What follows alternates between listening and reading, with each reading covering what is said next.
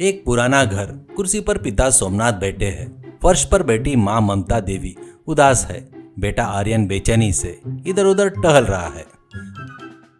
आर्यन, माँ मुझे बहुत भूख लगी है। क्या आज तुम चिकन अंगारा बनाओगी? तुम्हें पता है ना मुझे उसका स्मोकी फ्लेवर कितना पसंद है। माँ उदास होकर, चिकन अंगारा तो दूर की बात है आर्यन, घर पर तो दाल भी खत्म हो गया है।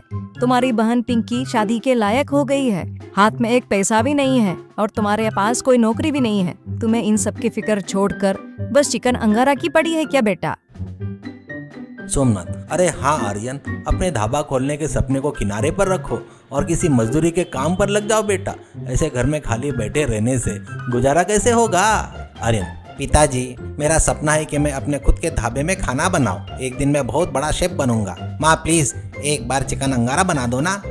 ममता गुस्से में, रोज का वही तमाशा। कितनी बार कहूँ बेटा कि घर में कुछ बनाने के लिए सामान नहीं है। जाओ, मुझे परेशान मत करो बेटा। नौकरी ढूंढने के बजाय अपना चिकन अंगारा जाकर जंगल में ढूंढ लो। जाओ, निकलो यहाँ से।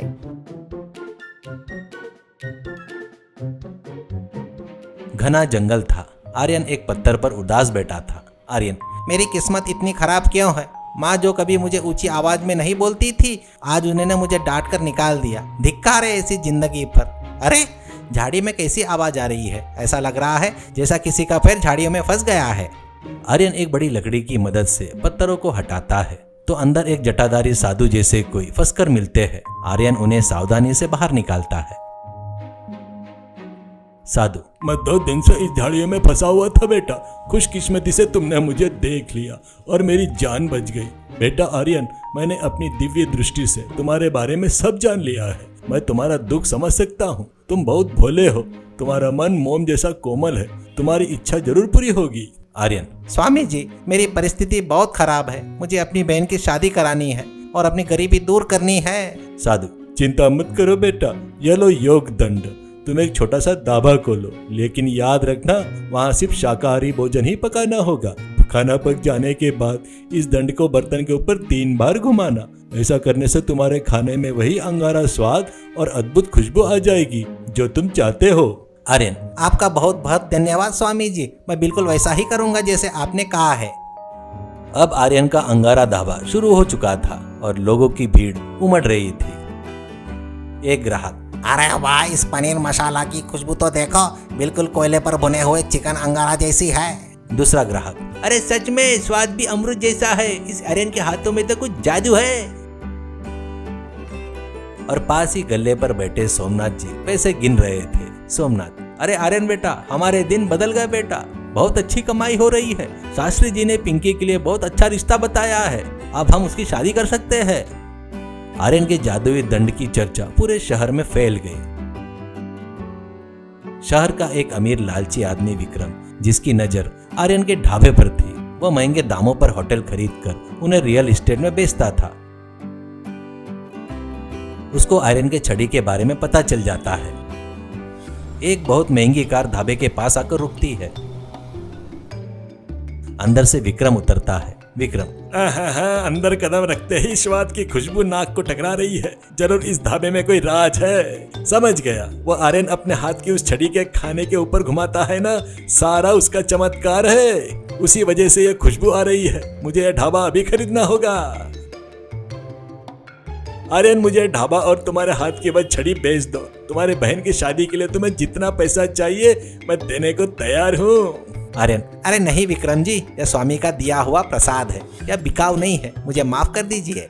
सोमनाथ बीच में टोकते हुए, आर्यन, पिंकी की शादी के लिए 5 लाख रुपए कम पड़ रहे हैं बेटा। विक्रम बहुत अमीर आदमी है और वो बड़ी रकम दे सकता है। पैसे ले ले बेटा, हमें बहन की शादी और बाकी के खर्चे के लिए पैसे की सख्त जरूरत है बेटा, शादी के लिए चाहिए। आर्यन, लेकिन पिताजी ये ढाबा और स्वामी जी का दिया हुआ दंड मुझे बहुत प्रिय है, इसे कैसे बेच दूं? सोमनाथ, अरे बेटा, इस ढाबा और छड़ी से ज्यादा जरूरी तुम्हारी बहन की शादी है। लड़के वाले ने दहेज ज्यादा मांगा है, फिर भी हम मान गए क्योंकि ऐसे अच्छे रिश्ते दोबारा नहीं मिलेंगे। सोच मत बेटा, इस ढाबे को और छड़ी को बेच दे बेटा। आर्यन भारी मन से बहन की खातिर ढाबा और जादुई छड़ी विक्रम को बेचकर पैसे ले लेता है।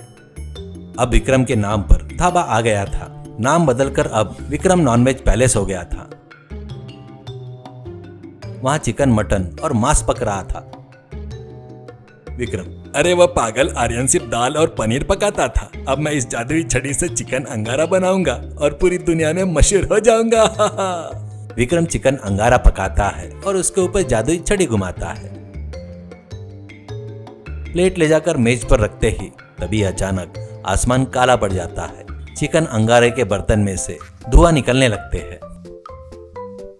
विक्रम, अरे यह क्या, खुशबू की जगह इतनी गंदी बदबू क्यों आ रही है और ये मांस के टुकड़े क्यों हिल रहे हैं?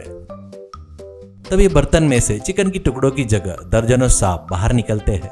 सांप ग्राहक के टेबल और विक्रम के शरीर पर रेंगने लगते हैं। लोग डर के मारे भागने लगते हैं। लोग, अरे बचाओ बचाओ, इस होटल में सांप है, भागो। विक्रम कांपते हुए, अरे आर्यन, मुझे बचाओ, मेरी बुद्धि घास चरने गई थी जो मैंने तुम्हारा ढाबा खरीद लिया था।